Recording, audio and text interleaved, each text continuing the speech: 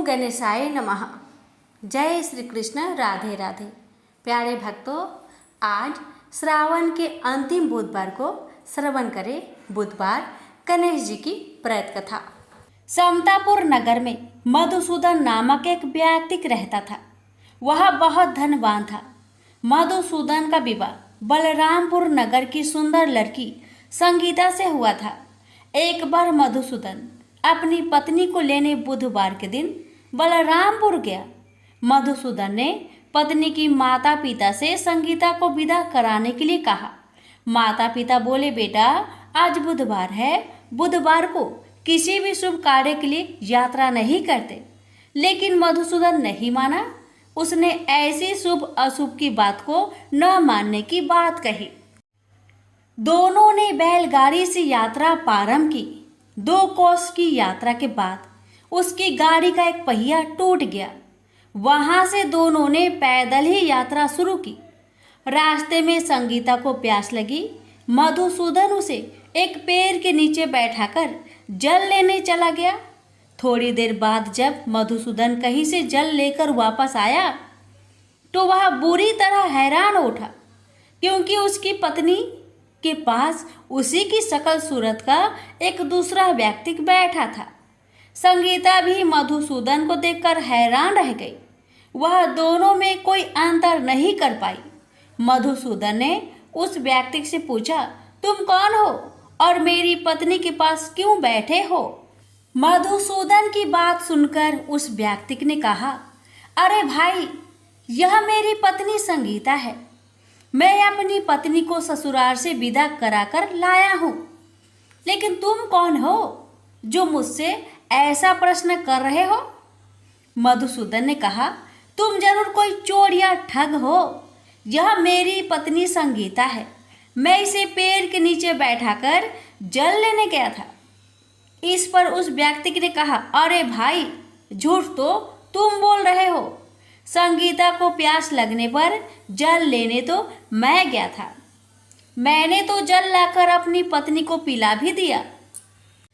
अब तुम चुपचाप यहाँ से चलते बनो, नहीं तो किसी सिपाही को बुलवाकर तुम्हें पकड़वा दूंगा। दोनों एक दूसरे से लड़ने लगे। उन्हें लड़ते देख बहुत से लोग वहां एकत्र हो गए। नगर के कुछ सिपाही भी वहां आ गए। सिपाही उन दोनों को पकड़कर राजा के पास ले गए। सारी कहानी सुनकर राजा भी कोई निर्णय नहीं कर पाया। संगीता भी उन दोनों में से अपने वास्तविक पति को नहीं पहचान पा रही थी। राजा ने दोनों को कारागार में डाल देने के लिए कहा। राजा के फैसले पर असली मधुसूदन भयभीत हो उठा। तभी आकाशवाणी हुई, मधुसूदन, तूने संगीता के माता पिता की बात नहीं मानी और बुधवार के दिन अपनी ससुराल से प्रस्थान किया। यह सब भगवान बुद्ध देव के प्रकोप से हो रहा है। मधुसूदन ने भगवान बुद्ध देव से प्रार्थना की कि हे भगवान बुद्ध देव, मुझे क्षमा कर दीजिए। मुझसे बहुत बड़ी गलती हुई। भविष्य में अब कभी बुधवार के दिन यात्रा नहीं करूंगा और सदैव बुधवार को आपका व्रत किया करूंगा। मधुसूदन के प्रार्थना करने से भगवान बुद्ध देव ने उसे क्षमा कर दिया। तभी दूसरा व्यक्ति राजा के सामने से गायब हो गया। राजा और दूसरे लोग इस चमत्कार को देख हैरान हो गए। भगवान बुद्ध देव की इस अनुकंपा से राजा ने मधुसूदन और उसकी पत्नी को सम्मानपूर्वक विदा किया। कुछ दूर चलने पर रास्ते में उन्हें बैलगाड़ी मिल गई। बैलगाड़ी का टूटा हुआ पहिया भी जुड़ा हुआ था। दोनों उसमें बैठकर समतापुर की ओर चल दिए। मधुसूदन और उसकी पत्नी संगीता दोनों बुधवार को व्रत करते हुए आनंद पूर्वक जीवन यापन करने लगे। इस तरह भगवान बुद्ध देव की कृपा से उनके यहाँ खुशियाँ बरसने लगी। इस तरह जो स्त्री पुरुष विधिवत बुधवार का व्रत करके व्रत कथा सुनते हैं, भगवान बुद्ध देव उनके सभी कष्ट को दूर करते हैं। प्रेम से बोलिए, बुद्ध देव की जय। एक गांव था जिसमें एक सेठ जी अपने परिवार के साथ रहते थे। सेठ जी का गांव के पास के ही शहर में बड़ा व्यापार था। सेठ जी गणेश जी की पूजा श्रद्धा एवं विश्वास से करते थे, जिससे सेठ जी के घर में अन्न धन के भंडार सदैव ही भरे रहते थे। उनके जीवन में किसी भी प्रकार की कोई कमी नहीं थी। नित्य प्रतिदिन नियम अनुसार रोज वो नदी पर नहाने जाते और आकर गणेश जी का पूजन करते, उन्हें भोग लगाते और फिर स्वयं भोजन करते थे। यह बात सेठानी जी को अच्छी नहीं लगती थी। वो धार्मिक नहीं थी और ईश्वर में इतना विश्वास नहीं रखती थी। एक बार सेठानी जी ने सोचा कि यह इतना गणेश जी को मानते हैं, गणेश जी की पूजा करते हैं, इससे होता क्या है? आज तो देखती हूँ वो कैसे गणेश जी की पूजा करते हैं। अगले दिन जब सेठ जी नदी पर नहाने जाते हैं तो सेठानी जी गणेश जी की मूर्ति को उठाकर मूर्ति को कपड़े से ढककर बगीचे में जमीन में दबा देती है। जब सेठ जी नदी पर से नहाकर घर आते हैं और देखते हैं कि गणेश जी की मूर्ति तो मंदिर में नहीं है, तो वो सेठानी से पूछते हैं, गणेश जी की मूर्ति मंदिर में नहीं है, कहाँ गई? तो सेठानी जी बोलती है, मुझे नहीं मालूम, मूर्ति को घर में बहुत ढूंढाते हैं।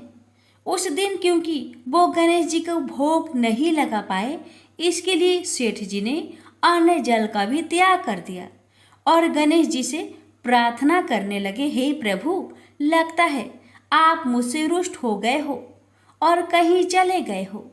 आप अपनी कृपा दृष्टि मुझ पर बरसाइए। ये प्रभु, मुझे दर्शन दीजिए।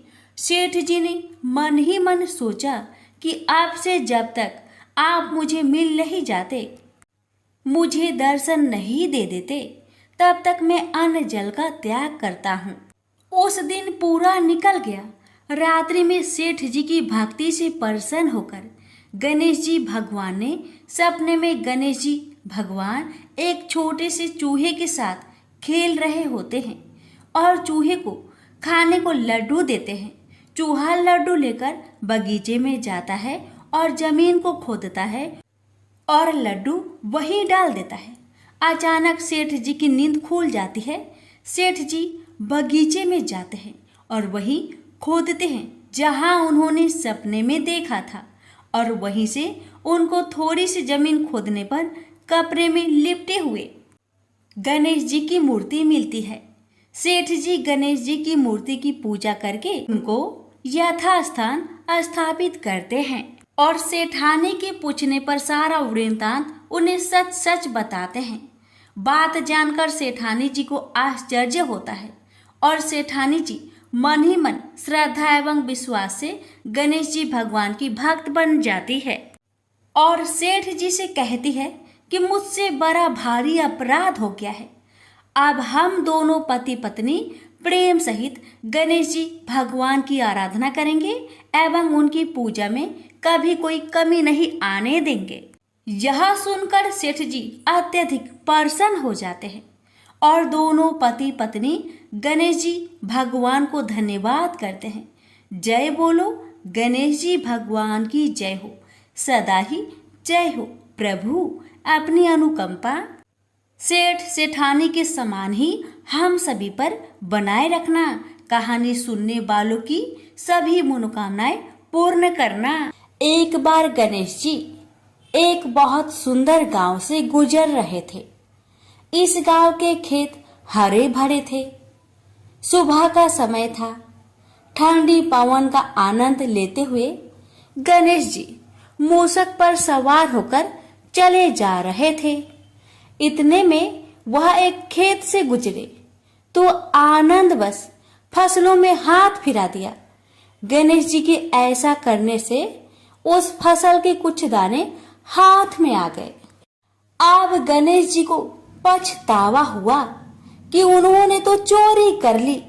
भले ही उन्होंने जानबूझकर नहीं चुराया, लेकिन अब फसल के दाने तो उनके हाथ में आ गए। गणेश जी ने गिने तो वह 12 थे। अब गणेश जी ने उस खेत के मालिक को खोजा और उन सेठ जी के यहाँ 12 साल की नौकरी पर लग गए। एक दिन सेठानी राख से हाथ धोने लगी तो गणेश जी ने सेठानी का हाथ पकड़कर मिट्टी से हाथ धुलवा दिया। सेठानी ने सेठ जी से शिकायत की और कहा कि देखो, नौकर ने मेरा हाथ पकड़ लिया। सेठ जी ने गणेश को बुलाकर पूछा कि तुमने सेठानी का हाथ क्यों पकड़ा? गणेश जी ने बोला कि मैंने तो बस ये कह रहा था कि राख से हाथ धोने से घर की लक्ष्मी नाराज होकर घर से चली जाती है और मिट्टी से हाथ धोने से आती है। सेठ जी ने सोचा कि गणेश ठीक कह रहा है। थोड़ी दिनों बाद कुंभ का मेला आया। सेठ जी ने कहा, गणेश, सेठानी को कुंभ के मेले में स्नान करा के ले आओ। सेठानी किनारे पर बैठकर नहा रही थी तो गणेश जी उनका हाथ पकड़कर आगे डुबकी लगवा लाए। घर आकर सेठानी ने सेठ से कहा कि गणेश ने तो मेरी इज्जत ही नहीं रखी और इतने सारे आदमियों के बीच में मुझे घसीटकर आगे पानी में ले गए।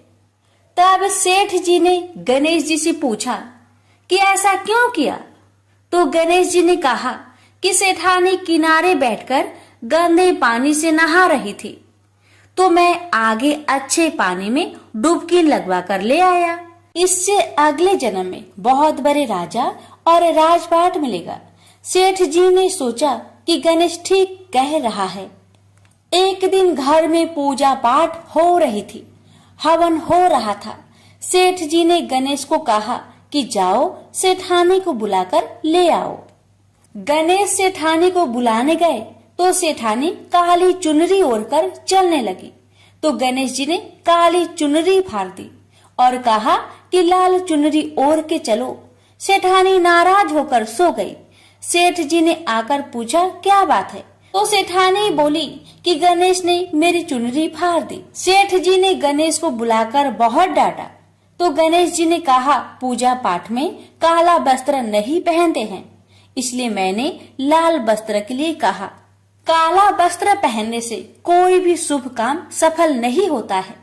फिर सेठ जी ने सोचा कि गणेश है तो समझदार। एक दिन सेठ जी पूजा करने लगे तो पंडित जी ने बोला कि वो गणेश जी की मूर्ति लाना भूल गए, अब क्या करें? तो गणेश जी ने बोला कि मेरी को ही मूर्ति बनाकर विराजमान कर लो, आपके सारे काम सफल हो जाएंगे। यह बात सुनकर सेठ जी को भी बहुत गुस्सा आया और वे बोले कि तुम तो अब तक सेठानी से ही मजाक करते थे, मेरे से भी करने लगे। तो गणेश जी ने कहा, मैं मजाक नहीं कर रहा हूँ, मैं सच बात कह रहा हूँ। इतने में ही गणेश जी ने गणेश जी का रूप धारण कर लिया और सेठ और सेठानी ने ही गणेश जी की पूजा की।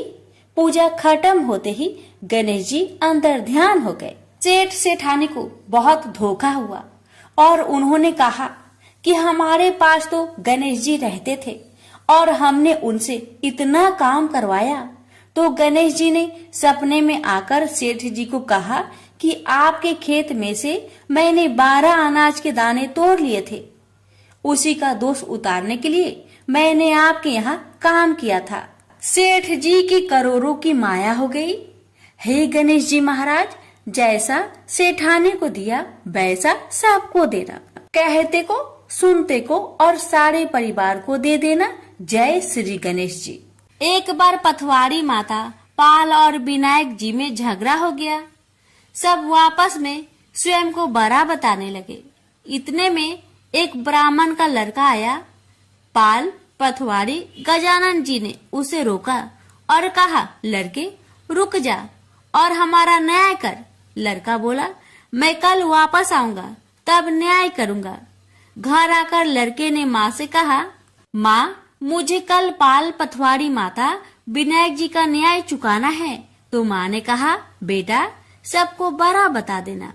दूसरे दिन लड़का वहाँ गया और बोला, पाल माता आप बड़ी हो, क्योंकि हर व्यक्ति आता है और स्नान ध्यान करके शुद्ध होकर जाता है और आप सबकी रक्षा करती हैं। हे पथवारी माता आप सबसे बड़ी हो, क्योंकि कितने भी तीर्थ धर्म ध्यान कर ले पर आपकी पूजा किए बिना उनका कार्य पूर्ण नहीं होता। आप जीवित को भी तारती हैं और मरने के बाद भी उद्धार करती है। पथवारी माता पथ की धारिणी, इसलिए आप बड़ी हो। अब विनायक जी से लड़का बोला, सबसे पहले शुभ काम में आपको ही मनाया जाता है। आपको ध्याये बिना कोई काम सिद्ध नहीं होता, इसलिए आप बड़े हो। पाल माता, पथवारी माता, विनायक जी भगवान लड़के की चतुराई से प्रसन्न हो गए और बोले, लड़के तुमने तो हम सबको बड़ा कर दिया। उसको सुखी रहने का आशीर्वाद दिया और जौ के दाने उसके अंगोछे में डाल दिया। लड़का सोचने लगा, ये तो घाटे का सौदा रहा। सारा दिन खराब कर न्याय किया और इतने से जौ मिले। उदास मन से घर आकर अंगोछा एक कोने में डाल दिया। माँ ने अंगोछा उठाया तो उसमें से हीरे मोती बिखर गए। तो माँ बोली, बेटा न्याय करके क्या लाया है? लड़का बोला, माँ कोने में जो पड़ा है देख लो। वहाँ गई, देखा हीरे मोती का ढेर लगा है। हीरे मोती जगमगा रहे हैं। माँ अत्यधिक प्रसन्न हो गई। माँ ने बेटे को बुलाया और कहा, बेटा आज तो पाल माता, पथवारी माता, विनायक जी भगवान आज तो हम पर प्रसन्न हुए हैं। माँ बेटे बहुत प्रसन्न हुए। हे भगवान, जैसा पाल माता, पथवारी माता, विनायक जी भगवान ने लड़के को दिया, वैसे सबको देना। कहानी कहने सुनने हुक्कर भरने वालों को सुख समृद्धि धन्य धान्य देना। प्रेम से बोलिए, पाल पथवारी विनायक भगवान की जय। एक बार गणेश जी ने पृथ्वी के मनुष्य की परीक्षा लेने का विचार किया। वे अपना रूप बदलकर पृथ्वी पर भ्रमण करने लगे। उन्होंने एक बालक का रूप बना लिया। एक हाथ में एक चम्मच में दूध ले लिया और दूसरे हाथ में एक चुटकी चावल ले लिए और गली गली घूमने लगे। साथ ही साथ आवाज लगाते चल रहे थे, कोई मेरे लिए खीर बना दे, कोई मेरे लिए खीर बना दे। कोई भी उन पर ध्यान नहीं दे रहा था, बल्कि लोग उन पर हंस रहे थे। वे लगातार एक गांव के बाद दूसरे गांव इसी तरह चक्कर लगाते हुए पुकारते रहे, पर कोई खीर बनाने के लिए तैयार नहीं था। सुबह से शाम हो गई, गणेश जी लगातार घूमते रहे। एक बुढ़िया थी, शाम के वक्त अपनी झोपड़ी के बाहर बैठी हुई थी। तभी गणेश जी वहां से पुकारते हुए निकले, कोई मेरी खीर बना दे, कोई मेरी खीर बना दे। बुढ़िया बहुत कोमल हृदय वाली स्त्री थी। उसने कहा, बेटा मैं तेरी खीर बना देती हूँ। गणेश जी ने कहा, माई अपने घर में से दूध और चावल लेने के लिए बर्तन ले आओ। बुढ़िया एक कटोरी लेकर जब झोपड़ी के बाहर आई तो गणेश जी ने कहा, अपने घर का सबसे बड़ा बर्तन लेकर आओ। बुढ़िया को थोड़ी झुलझुलाहट हुई, पर उसने कहा, चलो बच्चे का मन रख लेती हूँ। और अंदर जाकर वह अपने घर का सबसे बड़ा पतीला लेकर बाहर आई। गणेश जी ने चम्मच से पतीले में दूध उड़ेलना शुरू किया। तब बुढ़िया के आश्चर्य की सीमा न रही। जब उसने देखा दूध से पूरा पतीला भर गया है, एक के बाद एक वह बर्तन झोपड़ी से बाहर लाती गई और उसमें गणेश जी दूध भरते चले गए। इस तरह से घर के सारे बर्तन दूध से लबालब भर गए। गणेश भगवान ने बुढ़िया से कहा, मैं स्नान करके आता हूँ, तब तक तुम खीर बना लो, मैं वापस आकर खाऊंगा। बुढ़िया ने पूछा, मैं इतनी सारी खीर का क्या करूंगी? इस पर गणपति जी बोले, सारे गांव को दावत दे दो। बुढ़िया ने बड़े प्यार से मन लगाकर खीर बनाई। खीर की भीनी भीनी मीठी मीठी खुशबू चारों दिशाओं में फैल गई। खीर बनाने के बाद वह हर घर में जाकर खीर खाने का न्योता देने लगी। लोग उस पर हंस रहे थे। बुढ़िया के घर में खाने को दाना नहीं और यह सारे गांव को खीर खाने की दावत दे रही है। लोगों को कौतूहल हुआ और खीर की खुशबू से लोग खींचे चले आए। लो, सारा गांव बुढ़िया घर में इकट्ठा हो गया। जब बुढ़िया की बहू को दावत की बात मालूम हुई, तब वह सबसे पहले वहां पहुंच गई। उसने खीर से भरे पतीलों को जब देखा तो उसके मुंह में पानी आ गया। उसे बड़ी जोर से भूख लगी हुई थी। उसने एक कटोरी खीर निकाली और दरवाजे के पीछे बैठकर खाने को तैयार करने लगी। इसी बीच एक छींटा गिर गया और गणपति जी का भोग लग गया और वो प्रसन्न हो गए। अब पूरे गांव को खाने की दावत देकर बुढ़िया वापस अपने घर आई। उसने देखा बालक वापस आ गया था। बुढ़िया ने कहा, बेटा खीर तैयार है, भोग लगा लो। गणपति जी बोले, माँ भोग तो लग चुका है, मेरा पेट पूरी तरह से भर गया है, मैं तृप्त हूँ, अब तू खा, अपने परिवार और गांव वालों को खिला। बुढ़िया ने कहा, यह तो बहुत ज्यादा है, सबका पेट भर जाएगा, इसके बाद भी यह बच जाएगी। उस बची खीर का मैं क्या करूंगी? ईश्वर गणेश जी बोले, उस बची खीर को रात में अपने घर के चारों कोनों में रख देना। और बुढ़िया ने ऐसा ही किया। जब सारा गांव जी भरकर खा चुका, तभी ढेर सारी खीर बच गई। उसने उसके पत्रों को अपने घर के चारों तरफ रख दिया। वहां उठकर उसने क्या देखा? पतीले में खीर के स्थान पर हीरे, जवाहरात और मोती भर गए हैं। बहुत खुश हुई। उसकी सारी दरिद्रता दूर हो गई। वह आराम से रहने लगी। उसने गणपति जी का एक भव्य मंदिर बनवाया और साथ में एक बड़ा सा तालाब भी खुदवाया। इस तरह उसका नाम दूर दूर तक प्रसिद्ध हो गया। उस जगह वार्षिक मेले लगने लगे। लोग गणेश जी की कृपा प्राप्त करने के लिए उस स्थान पर पूजा करने और मान्यताएं मानने के लिए आने लगे। गणेश जी सबकी मनोकामनाएं को पूरी करने लगे। प्रेम से बोलिए गणेश भगवान की जय। एक बार एक नगर में एक मालिन रहती थी। उसके पति चल बसे थे। उसका एक 4 साल का पुत्र था। उसकी सास कठोर हृदय की स्त्री थी। वह बहू को बहुत तकलीफ देती थी। एक दिन सास ने बहू और पोते को घर से निकाल दिया।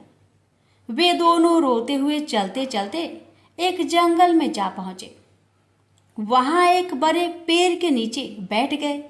वहां से थोड़ी दूर पर एक गणेश जी का मंदिर था। वहां बहुत लोग गणेश जी के दर्शन करने आते थे।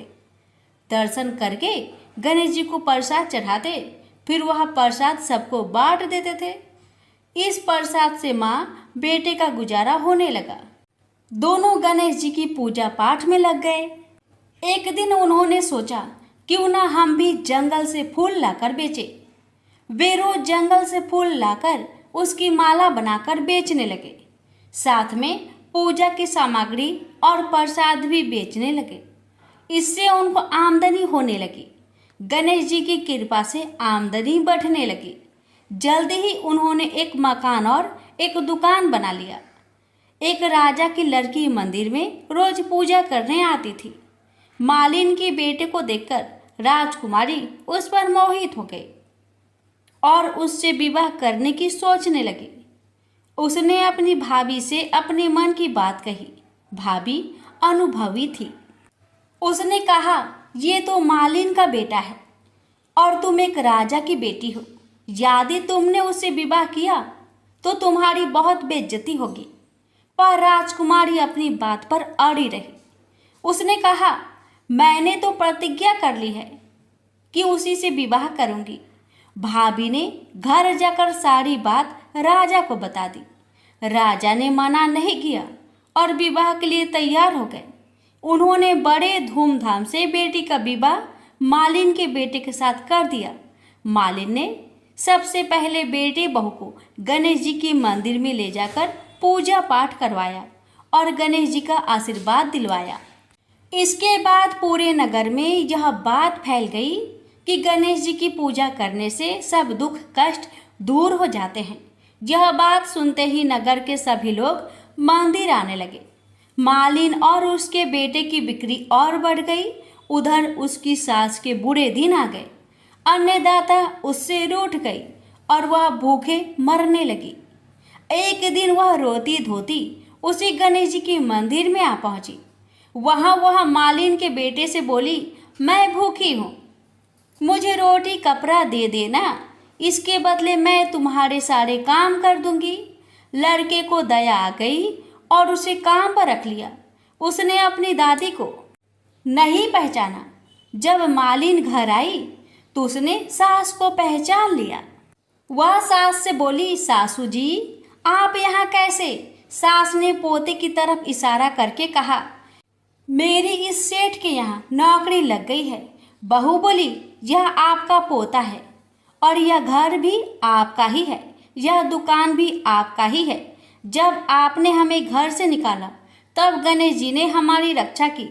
बहू की बात सुनकर सास बोली, मेरी करनी मैंने भोग ली। बहू बोली, सासू जी अब आप हमारे यहाँ रहो और पोते का सुख देखो। हे गणेश जी महाराज, जैसा सुख आपने मालिन को दिया वैसा ही सुख सबको देना। प्रेम से बोलिए गणेश भगवान की जय।